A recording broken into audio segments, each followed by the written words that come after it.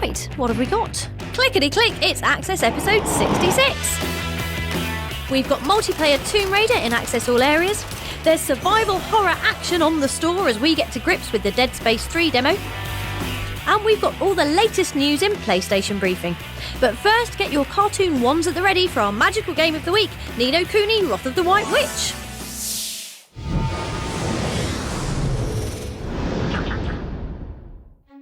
Question time, kids. What do you get when you mix legendary JRPG developers Level 5 with the masters of anime, Studio Ghibli?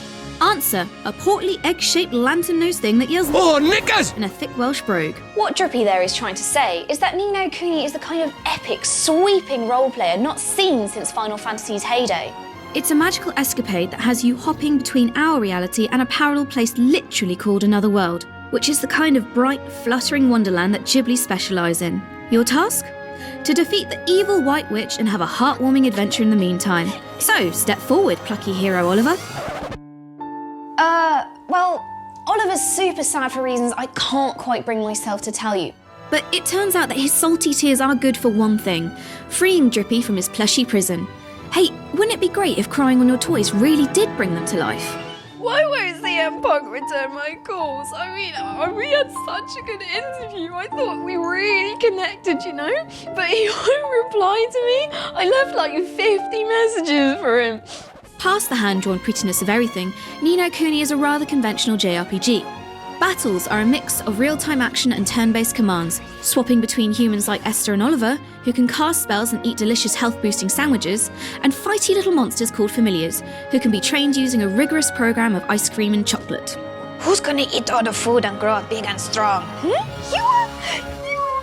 When not boffing adorable monsters in the face, you'll be saving broken-hearted citizens of another world. You see, Dark Jin Shadar, another villain, which is why he looks like a stooped Saiyan enemy, has been cursing everyone who looks at him funny by taking pieces of their heart and turning them into empty husks. Just like when I discovered Justin Bieber. The only way to fix them is to find out what they're missing, track down someone who's got a bit to spare, and do a sort of emotional transplant. Just like this. Rob, I've got some enthusiasm for you, Rob. Uh-oh. It's just rage! In fact, there's so much that's just right about this game that it's impossible to explain it all without a montage. Because everybody loves a montage, right? There's cat kings, folklore, spellbooks, item crafting genies, pickpocket guns, bathing suits, a massive cow lady, capturing familiars, customizing familiars, emotional plot points, gorgeous music, and something long missing from JRPGs, a world map, complete with sea and air transportation. Eat it, Final Fantasy 13! Eat it down! Ni no Kuni is out on the 1st of February. And we recommend it like we recommend crying on your soft toys to bring them to life.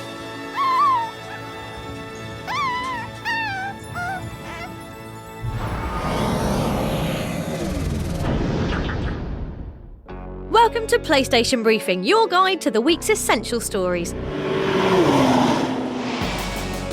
And most essential of all this week is an update from Square Enix about its trilogy-closing Final Fantasy 13 sequel, Lightning Returns. The pink-haired heroine is the only playable character in this more action-based adventure. Did that change the way she's designed, we asked?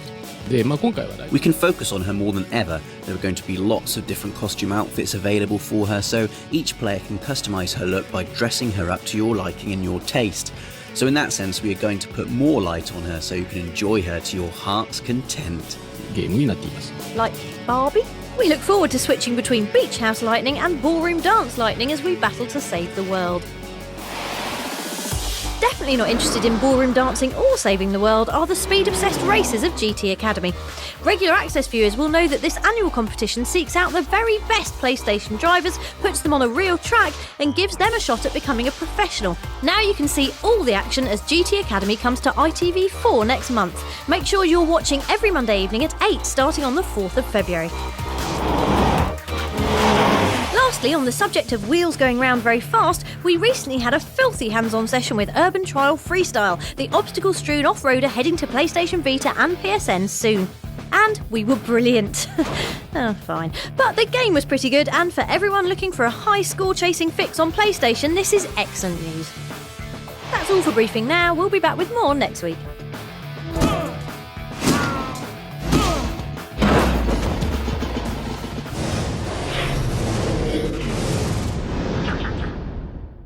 Taking a dip in PS3's online pool now, it's your weekly roundup from On The Store. With just over 2 weeks to go until the return of Isaac Clarke, what better time to get stuck into the playable demo of Dead Space 3? And EA seem to think so too, which is why they've released it on the PlayStation Store today. For optimum demo performance, follow our trusted recipe. You will need the dark, an empty house, and way bigger balls than Rob. Then simply download, play and enjoy. Staying with demos, you can also download the liquid metal delights of Metal Gear Rising: Revengeance and play through a sizable chunk of Raiden's gymnastic adventure filled with men, bipedal robot cows and a dog with a chainsaw for a tail. The trick is not to make him happy, or he wags the bloody thing everywhere and you get this. Get off, Fido! Go on, there's a stick up on that ledge, go and play with that. Good boy. And rounding off a pretty hardcore week of downloadable gaming action is the daddy of difficult Demon's Souls, with From Software's cult action RPG available as a digital release for the first time. The spiritual predecessor to Dark Souls is an unforgettable journey through a bleak, dangerous world of monsters, traps and scribbled lies from your online companions. Amazing sword down there? Okay. There goes my last 4 hours of shuffling forwards really slowly. That's your lot from On The Store this week. We'll have more digital goodies for you next week.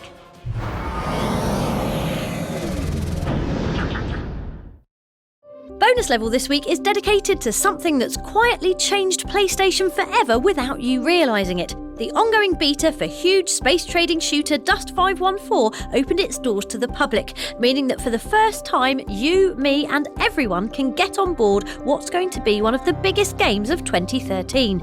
If you don't know, Dust 514 shares a universe and a single server with the massive PC role player EVE Online, with Dust players fighting real-time battles for planets in the EVE universe. As you accept contracts from EVE players and wage war on different worlds, you'll also be earning in-game currency and customising your drop suit with a huge range of deep specialisation skills.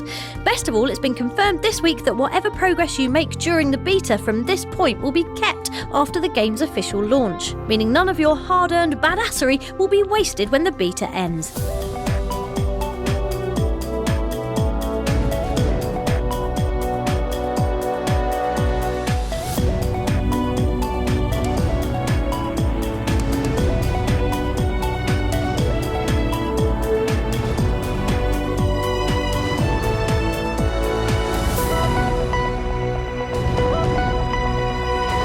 The Dust 514 beta is available on the PlayStation Store right now.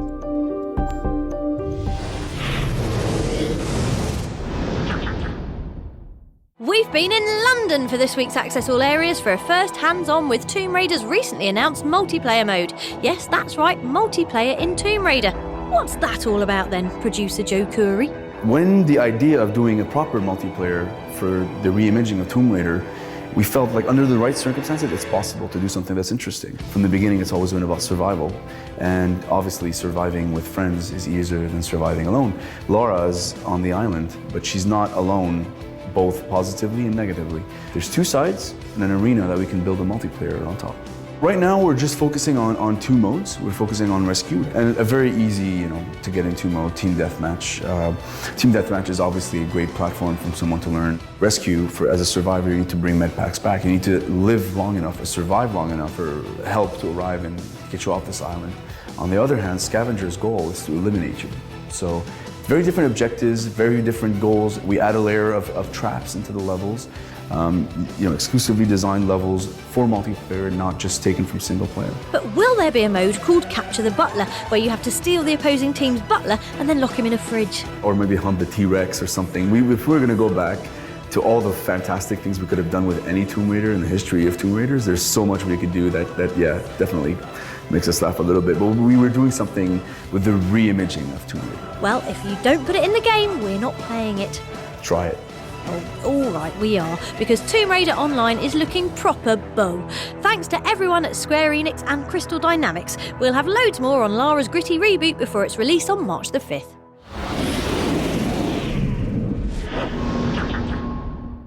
With Aliens Colonial Marines only weeks away, the first symptoms of sci-fi horror fever have crept into the Access office, resulting in us recreating our favourite scene from the movies with the plush lovelies of Little Big Planet. What's wrong?